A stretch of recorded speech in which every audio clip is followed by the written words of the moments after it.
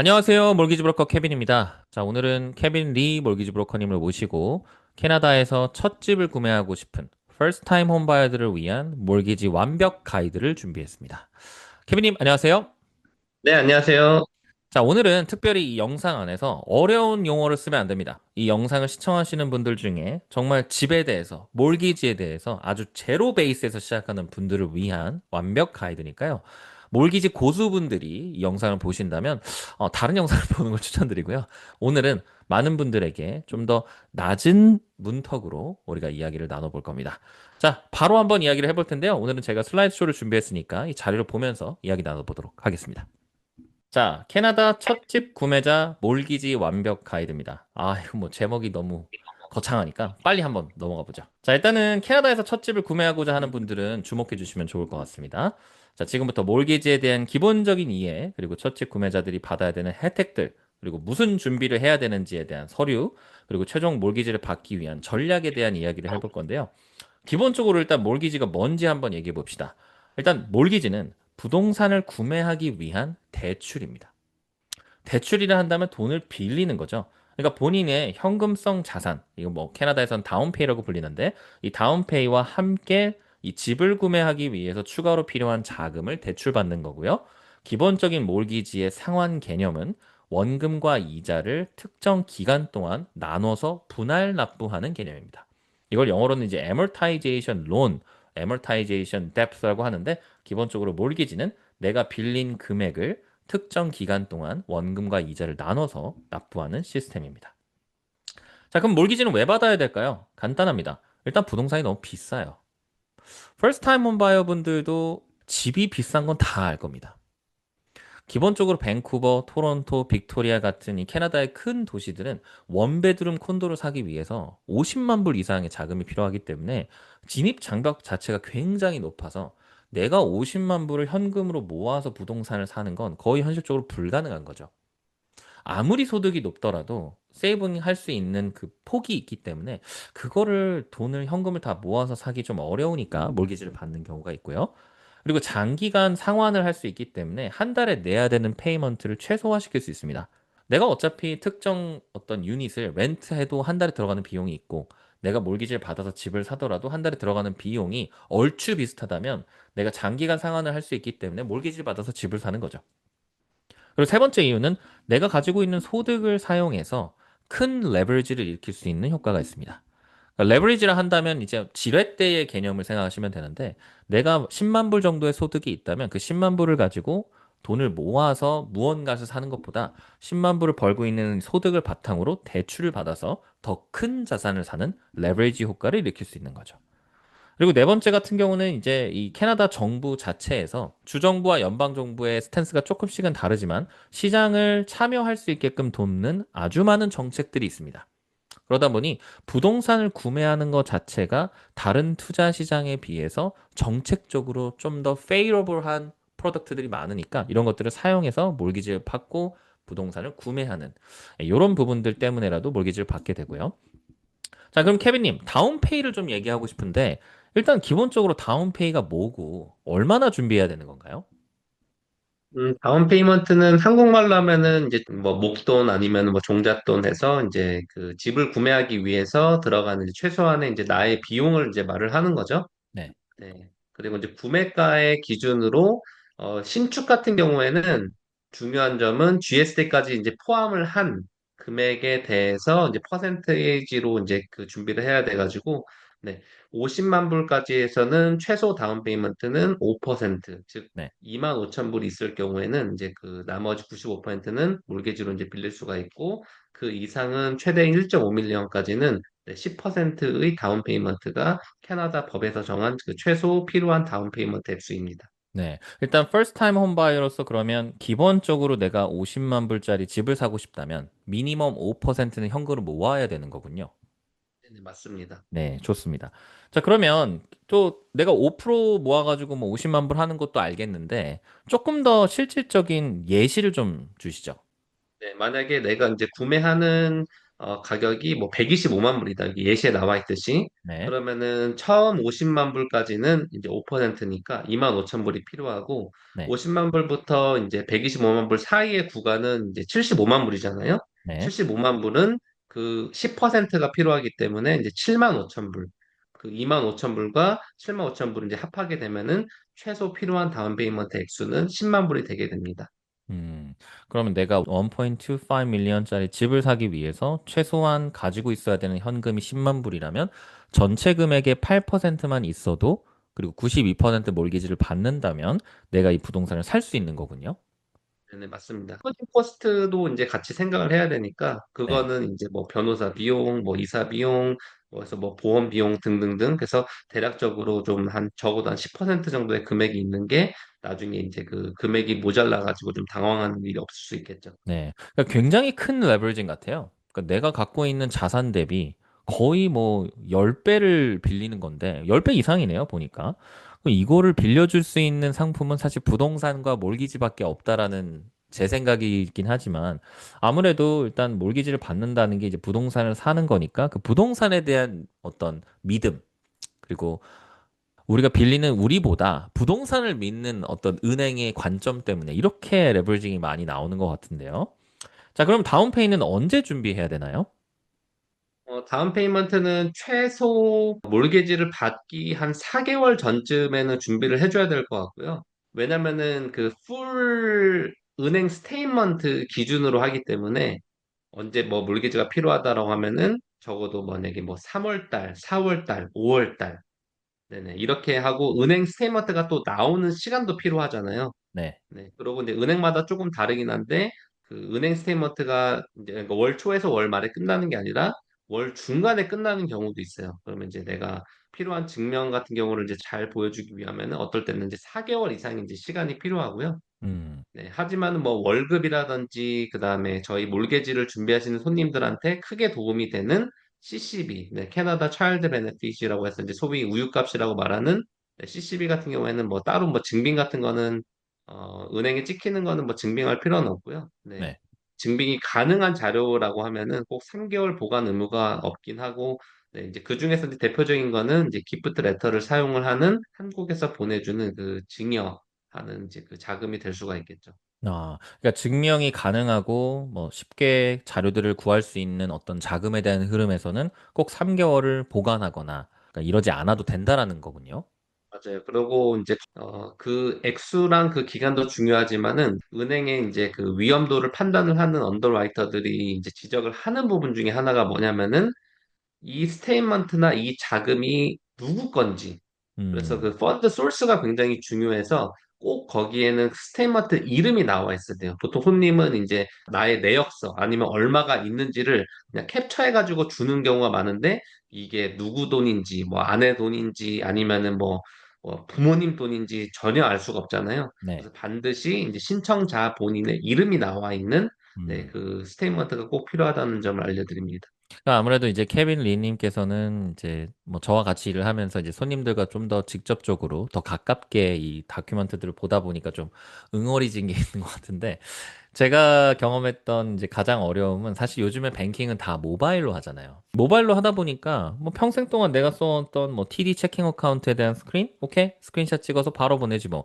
이런 부분들이 물론 나쁘다는 게 아니라 은행에 봤었을 때 아, 이거를 프로퍼한 다큐멘트로 보기에 어렵다. 그리고 걔네가 확인해야 되는 정보들을 찾기가 어렵다는 거니까 이런 부분들은 사실 케빈 리님과 함께 서류를 준비할 때 다 점검되는 부분이니까요. 저희를 잘 따라오시기만 하면 될 것 같습니다. 자, 다음은 몰기지 보험에 대한 이야기를 좀 하고 싶은데요. 일단 first time home buyer고 몰기지를 처음 받으시기 때문에 이 부분들을 모른다라는 전제 조건 하에 제가 조금 간단한 것부터 얘기를 해볼게요.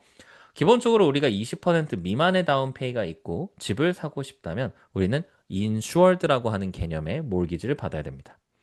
자, insured는 쉽게 얘기하면 몰기지 보험을 내가 납부해서 은행을 위해서 그 몰기지 보험을 들어주는 겁니다. 이 몰기지 인슈런스 프리미엄이라는 걸 내가 내서 나의 몰기지를 인슈어드 하게 되는 개념인데요. 기본적으로 몰기지 인슈런스 프리미엄은 내가 얼마나 다운페이를 하느냐에 따라서 이 퍼센트가 달라지지만 내가 빌리는 몰기지 원금에 그리고 내가 다운페이 하는 퍼센트에 따라서 정해진 이 보험료에 대한 레이시오가 2.8에서 4%까지도 적용이 됩니다. 자, 이게 이제 보험료를 내고 집을 사고 몰기지를 받는 게 좋냐 나쁘냐를 얘기하는 게 아니라 기본적으로 이렇게 해서 집을 구매하는 시점들을 좀 앞으로 당기는데요. 제가 얘기했던 대로 보험료가 발생하긴 하지만 인슈런스가 있기 때문에 가장 리스크가 낮은 몰기지 상품이고 그 상품에 투자해주는 몰기지 렌더 입장에서 봤을 때는 리스크가 가장 낮기 때문에 이자율이 가장 낮을 수 있는 장점이 있고요. 그리고 아까 시간을 단축한다는 얘기했던 건 다운페이를 모으는 시간을 줄인다는 개념입니다. 내가 부동산 시장에 좀 빨리 진입할 수 있는 이 집 구매 준비 시간도 단축할 수 있고 다운페이를 모으는 시간도 단축할 수 있기 때문에 퍼스트 타임 홈바이어 분들에게는 굉장히 좋은 상품이고요. 제 생각에는 물론 뭐 싱글로서 아니면 듀얼 인컴으로서 여러 가지 스토리를 가지고 집을 구매하지만 보통 퍼스트 타임 홈바이어들은 20대, 30대, 40대 정도의 바이어들이잖아요. 그러니까 그러다 보니까 부동산에 빨리 들어가는 게 굉장히 중요합니다. 그러니까 이게 10년 전만 해도 밴쿠버에서 집값을 얘기하면 원베드, 투베드, 쓰리베드가 지금보다 한 10만 불에서 많게는 2, 30만 불 정도 저렴했기 때문에 10년 동안 10만 불, 20만 불 모은 분들은 어떻게 보면 그때 집 사는 게 더 나았었던 선택지였던 거죠.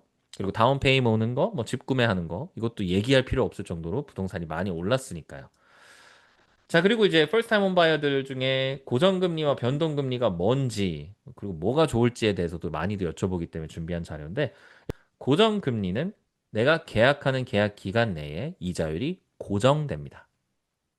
자, 그럼 이자율이 고정이 되니까 뭐 3년 고정, 5년 고정, 내가 이 기간 동안에 예측 가능한 monthly payment와 그걸 바탕으로 monthly budget 또는 cash flow를 설정할 수 있어요. 내가 50만 불을 빌려서 고정이자 4%로 매달 납부한다면 한 달에 내야 되는 금액이 센트 단위로 명확하게 찍힙니다. 뭐 우리가 그러면 한 달에 변화할 게 없기 때문에 나의 한 달 먼슬리 캐시플로우를 설정하기 좀 좋죠. 그러니까 이제 현금 흐름이 중요하다. 나는 무조건 현금 흐름을 잡아놓고 가겠다 하는 바이어들은 너무너무 중요한 고정금리가 도움이 될 거고요. 하지만 변동금리도 있습니다. 변동금리는 뱅크 오브 캐나다의 프라임 레이트를 반영하면서 따라가는 건데 이 친구 같은 경우는 반대로 먼슬리 페이먼트가 바뀔 수 있는 리스크가 있습니다. 이제 낮은 몰기지 페널티라고 얘기했던 부분들이 어떻게 보면 변동금리를 선택해야 되는 가장 큰 이유입니다. 5년 변동, 3년 변동, 뭐 계약 기간에 따라 좀 다르지만 변동금리를 선택하게 되고 나중에 몰기지를 깨게 되면 페널티는 무조건 3개월 이자입니다.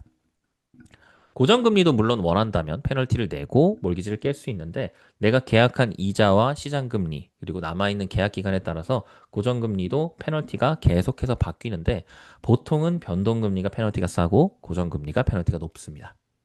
그래서 단기간에 업사이징을 할 계획이 있으신 분들 또는 내가 추후에 2, 3년 후에 몰기지를 통해서 리파이낸스를 해서 에코리를 빼야 되는 손님들 같은 경우는 변동금리가 더 유리할 수 있는데요. 대부분의 퍼스트 타임 홈바이어들은 아무래도 이 인생의 스테이지에서 좀 영 패밀리 스테이지에 많잖아요. 뭐 아이가 생길 가능성도 있고 결혼을 할 가능성도 있고 이러다 보니 내가 지금 원베드 콘도가 필요해서 집을 사지만 3, 4, 5년 안에 더 많은 가족 구성원이 생겨서 업사이징이 필수일 때도 많습니다. 그리고 사실 그건 축복이니까 좋은 일이죠.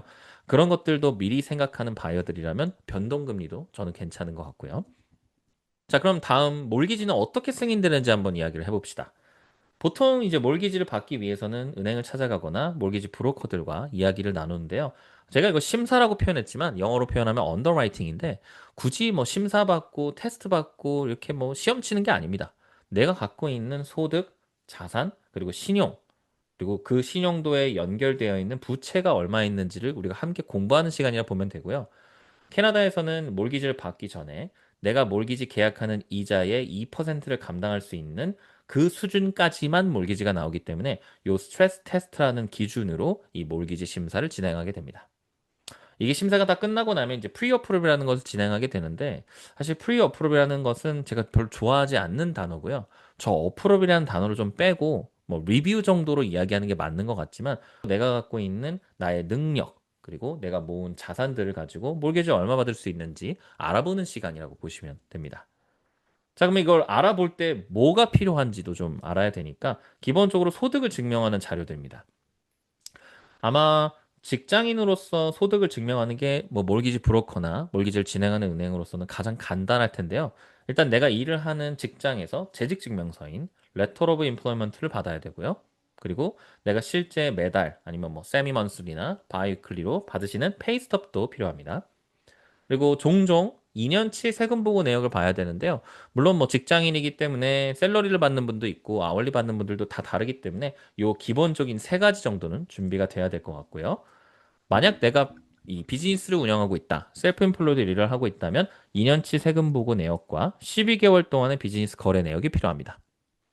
이거는 아까 얘기했던 직장인과 이 비즈니스 오너들 좀 많이 다른데 직장인은 아무래도 페이스톱에 세금을 떼고 세후로 돈을 받는 사람들이고 비즈니스 오너분들 같은 경우는 반대로 세전으로 돈을 받고 그 해 비즈니스가 끝나면 텍스 리턴을 하면서 세금을 내잖아요. 그러다 보니 두 개가 좀 필요한 자료들이 좀 다르고요. 아까 케빈님께서 잠깐 말씀해 주셨지만 그 다운페이를 증명하는 서류도 필요하고 신용 점수도 필요한데 우리 여기 제가 별표를 쳐놨는데 신용이 낮거나 없어도 몰기지 진행이 가능합니다. 그리고 제가 종종 보면 퍼스트 타임 홈바이어들 중에 캐나다에 온 지 얼마 안 되거나 캐나다에서 신용 상품들을 사용한 지 얼마 안 되는 분들은 점수 자체가 없는 분들도 있어요. 뭐 예를 들어 제가 한국에서 30년 동안 많은 경제 활동과 신용 히스토리가 있어서 점수도 너무 좋은데 캐나다에 온 지 1년밖에 안 됐다. 그런데 인컴도 있고 다운페이도 있는데 캐나다에서 그냥 단순히 카드를 쓰고 뭐 핸드폰을 쓴 지 기간이 얼마 안 되면 점수가 없을 수도 있습니다. 그럼 그런 부분들을 해결하기 위해서 한국에 있는 신용 갖고 오거나 여러 가지 다른 방법들이 있으니까요. 저희 같은 브로커들과 함께 이야기 나누시면 요거 같은 경우는 크게 어렵지 않는 문제점들이 될 거고요. 자, 그럼 이제 첫 집 구매자 혜택에 대해서도 얘기해 봅시다. 그러니까 이게 사람들이 이 혜택이라고 하니까 뭔가 주어지는 거라고 생각을 하는 것 같아요. 내가 뭔가 첫 집 구매자로서 이 집을 사게 되면 내가 공짜로 받을 수 있는 게 있는 건가? 이렇게 약간 좀 혼선이 있는 것 같은데 명확하게 얘기하면 첫 집 구매자, first time home buyer들이 누릴 수 있는 건 집을 구매하기 위해 도움을 주는 부분들과 집을 구매할 때 발생하는 비용들 중에 세금을 감면해 주는 부분들이 이 두 가지의 큰 골자인 것 같습니다. 일단 첫 번째로 페더럴과 프로빈셜, 이게 연방 정부랑 주 정부에서는 뭘 해주냐면 first time home buyer들의 한정에서는 property transfer tax 또는 land transfer tax라고 불리는 부동산 취득세를 면제해 줍니다. 물론 이 취득세 구간이 정해져 있기 때문에 아주 비싼 걸 사는 분들한테는 해당이 안 될 수 있지만 대부분의 first time home buyer들은 이걸 면제받을 수 있는 금액대를 맞춰서 집을 구매하게 되고요. 50만 불 기준으로 8천 불 정도의 면세 혜택이 있기 때문에 이 부분들 놓치는 건 좀 많이 아깝죠. 자, 그리고 RRSP와 홈 바이어 플랜이라고 불리는 방법으로 내가 인컴 신고를 하는 과정에서 RRSP에 넣어놨던 돈, 내가 은퇴를 위해서 넣어놨던 돈을 First Home Buyer는 홈 바이어 플랜을 통해서 그 돈을 꺼내서 부동산을 구매할 수 있습니다. 이 부분도 스레시홀드가 계속 점점 올라가고 있기 때문에 굉장히 좋은 혜택이고요. 이거랑 굉장히 비슷한 First Home Saving 어카운트를 사용해서 좀 더 빠르게 그리고 세금을 절세하면서 다운페이를 모을 수 있는 혜택들도 있습니다. 그리고 나서 집을 구매한 다음에 이제 first time home buyer들이 세금 보고를 할 때, 세금 보고하면 뭐, 이거 작년에 집 사셨나요? 안 샀나요? 이런 체크하는 그 구항은 있거든요. 그걸 체크하게 되면 텍스 크레딧도 주기 때문에 주정부와 연방정부 입장에서는 야, 집 사게 도와줄게. 자, 살 때 돈 모으고 싶어? 다운페이 RRSP랑 퍼스트 홈 세이빙으로 해. 그리고 집 샀어? 축하해. 그럼 내가 이 부동산 취득세나 그다음 나중에 텍스 리턴 할 때 좀 돌려줄게라고 해서 부동산 구매를 어느 정도 부추기는 거죠. 자, 그러면 이런 부분들을 다 알았으니까 우리가 좀 현실적인 팁하고 전략들도 좀 얘기하면 좋을 것 같은데 케빈님 혹시 어떤 내용들을 좀 알고 있으면 좋을까요? 일단은 그 신용도 같은 경우도 미리 한번 체크해 보시면 좋은데, 은행에서 요새는 많이 이제 무료로 좀 돌릴 수 있는 프로그램들을 제공하거나 아니면은 요새 뭐 명의 도용 이런 게 많이 있잖아요. 네, 근데 그런 걸로 체크해가지고 제 점수는 얼마예요라고 하지만은 실제로 이제 은행에서 이제 요구를 하는 에퀴팩스로 돌릴 때는 점수가 굉장히 낮게 나오는 경우들이 있어요. 네, 아무래도 많죠. 은행에서 네, 그래서 이제 그것도 한번 미리 한번 점검하는 과정에서 아니면 처음에 이제 상담을 하는 과정에서 한번 그것도 뽑아보는 게 좋을 것 같고, 그 다음에 아까 그 T4 같은 경우에도 이제 직장인분들 대부분 이제 T4 갖고 계시잖아요.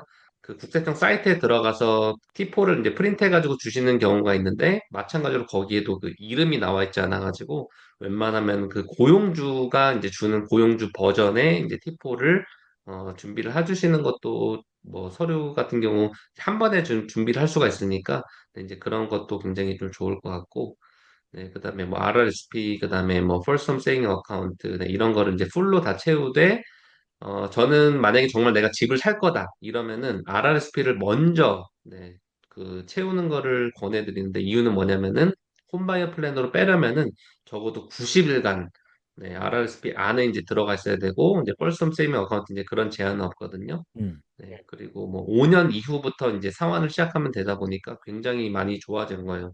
저도 보면은 정말 제가 집을 살 때는 아무것도 모르고, 그때만 해도 정말 신규 이민자 프로그램, 정말 그 마법 같은 프로그램이죠.